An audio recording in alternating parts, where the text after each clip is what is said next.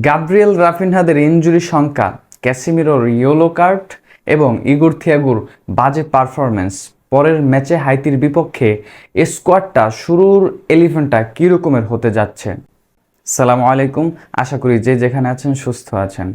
হাইতির বিপক্ষের match Brazil জিতবে না সেটা সম্ভবত পাগলেও বিশ্বাস করবে না। তবে বিশ্বকাপের মঞ্চ যখন ছোট ছোট দলগুলো বড় দলকে আটকে রাখছে, চোখ রাঙানি দিচ্ছে, তখন শঙ্কা যে কোনো ম্যাচে যে কোনো কিছুই ঘটতে পারে।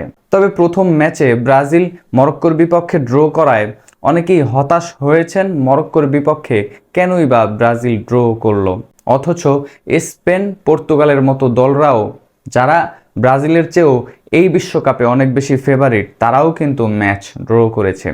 আশা এখন সেখানেই। তবে হাইতি কি করবে? ব্রাজিলকে কি আটকে দিতে পারবে নাকি? কঙ্গো নাকি কেপ ভার্দে, কার মতো আটকে রাখতে পারে হাইতি ব্রাজিলকে? নাকি ব্রাজিল এই ম্যাচটা আশানুরূপ বিশাল ব্যবধানে জয়লাভ করেই পরবর্তী রাউন্ডে চলে যাওয়ার যেই যাত্রা, সেখানে আরেক ধাপ এগিয়ে যাবে? এই ম্যাচে পরীক্ষা নিরীক্ষার জায়গায় ক্যাসিমিরো যেহেতু ইয়েলো কার্ড পেয়েছেন, ইভানেজও ইয়েলো কার্ড পেয়েছেন, এই দুইজন একাদশের বাইরে চলে যাচ্ছে। আবার গাব্রিয়েল ম্যাগালেসকে ইনজুরি সংখ্যায় ভুগতে দেখা যাচ্ছে। রাফিনহাকেও রেস্টে রাখা হয়েছিল প্র্যাকটিস সেশন থেকে, তাহলে শঙ্কা তো তাদের ইনজুরির সেটাও রয়েছে। অপরদিকে ইগোর থিয়াগোকে নিয়ে অনেক বেশি সমালোচনা হচ্ছে। এই যে এনরিক থাকার পরেও কেন ইগোর থিয়াগোকে এরকমের বাজে পারফরমেন্স করার পরেও পরের ম্যাচে হাইতির বিপক্ষের শুরুর একাদশে রাখবেন কার্লো আনচেলত্তি? তাহলে একাদশে কে কে শুরু করতে যাচ্ছেন সেটা নিয়ে একটু আলোচনা করা যাক। গাব্রিয়েল ম্যাগালেসের জায়গায় সেন্টার ব্যাকের পজিশনে ব্রেমার ঢুকতে যাচ্ছেন, পাশাপাশি মার্কুইনোস তো থাকবেনই। তবে মরক্কোর বিপক্ষে সবচেয়ে নজর কেড়েছে ডগলাস সান্তোস, তিনি লেফট ব্যাক হিসেবে থেকে যাবেন। এবং ইবানেসের জায়গায় দানিলো অনেক সমালোচনার পরে এই নামটা ব্রাজিলের স্কোয়াডে জায়গা পেয়েছে। তবে শেষ দিকে ইবানেসের জায়গায় নামার পরে ভালোই পারফরমেন্সটা দিয়েছেন ব্রাজিল দলের হয়ে। সেই সুবাদে তিনি হাইতির বিপক্ষের শুরুর একাদশে থাকবেন। এই গেল চারজন ডিফেন্স লাইনে কারা থাকবেন, এবং গোলকিপার পজিশনে অ্যালিসন বেকার তো নিশ্চয়ই থাকছেন। এবং মিডফিল্ডে আসলে কি পরিবর্তনটা আসতে যাচ্ছে? ব্রুনো গিমারেশ মরক্কোর বিপক্ষে যেই ড্রটা এসেছে তার অ্যাসিস্ট থেকেই সেই গোলটা ভিনিসিয়াস করেছিলেন। পারফরমেন্সের বিবেচনায় ব্রুনো থাকবেনই এই একাদশে। সাথে ঢুকে যাচ্ছেন ফাবিনহো। যদিও ক্যাসিমিরোর চেয়ে হাইপে ফাবিনহো অনেক কম, তারপরেও শেষ ওই ম্যাচটাতে ক্যাসিমিরোর জায়গায় যখন তিনি নেমেছিলেন, পারফরমেন্সটা বিলো অ্যাভারেজই ছিল। চার ডিফেন্স সেন্টার মিডফিল্ডার এবং ডিফেন্সিভ মিডফিল্ডারের জায়গায় এই সেটআপটার পরে প্রশ্ন আসে, কার্লো আনচেলত্তি কোন ফরমেশনে হাইতির বিপক্ষে মাঠে নামবেন?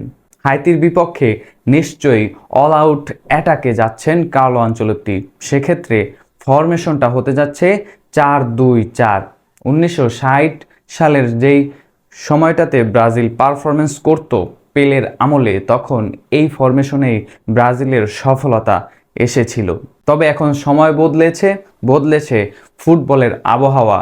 প্রতিপক্ষ দলগুলো এখন অনেক বেশি অ্যানালাইসিস করতে পারে, তাদের হাতে এখন অনেক ডাটা। ইন্ডিভিজুয়াল প্লেয়ার এবং দলের পারফরমেন্স সব কিছুই বিবেচনা করতে পারে।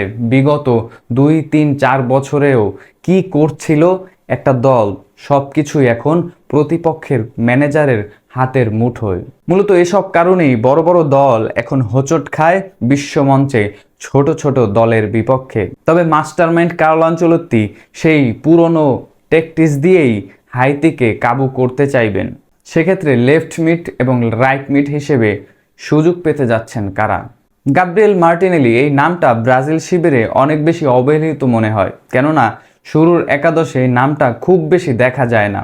কেননা সবচেয়ে বড় প্রতিপক্ষ ভিনিসিয়াস জুনিয়র এই মুহূর্তের সেরা লেফট উইঙ্গার, সেখানে তার সাথে কম্পিট করে এই নামটা একাদশে জায়গা পাওয়াটা কঠিন, সেটাই তো স্বাভাবিক। তবে এই ম্যাচে লেফট মিডের দায়িত্বটা গাব্রিয়েল মার্টিনেলির কাঁধেই পড়বে। এবং রাইট মিডেও আসতে যাচ্ছে পরিবর্তন।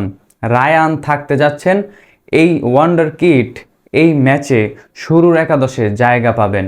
এবং দুই স্ট্রাইকার ভিনিসিয়াস জুনিয়র তো থাকছেনই, সাথে আরও এক পরিবর্তন, ইগোর থিয়াগোর বাজে পারফরমেন্সের কারণেই মূলত তার জায়গায় নেমে ম্যাথিউস কুনহা যেই বাজিমাতটা করেছিলেন, যেভাবে ভিনিসিয়াসকে ক্রিটিক্যাল পাসগুলো দিচ্ছিলেন, সেক্ষেত্রে সেই ম্যাথিউস কুনহাই শুরুর একাদশের নামটা হতে যাচ্ছে। অতএব হাইতির বিপক্ষে ব্রাজিল এই ম্যাচে 4-2-4 অল আউট অ্যাটাকে নামতে যাচ্ছে কার্লো আনচেলত্তির মাস্টার মাইন্ডে।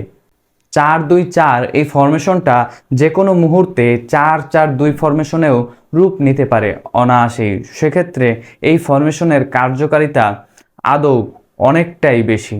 তবে আপনার কি মনে হয়, ব্রাজিল আদৌ কি 4-2-4 এই ফরমেশন নিয়ে হাইতির বিপক্ষে মাঠে নামতে যাচ্ছে, নাকি অন্য কোনো ফরমেশন? এবং একাদশে আমরা যে অ্যানালাইসিসটা করেছি, যেই 11 জন থাকতে যাচ্ছে, সেখানে কি আপনার চোখে অন্য কারো নাম আসছে কিনা?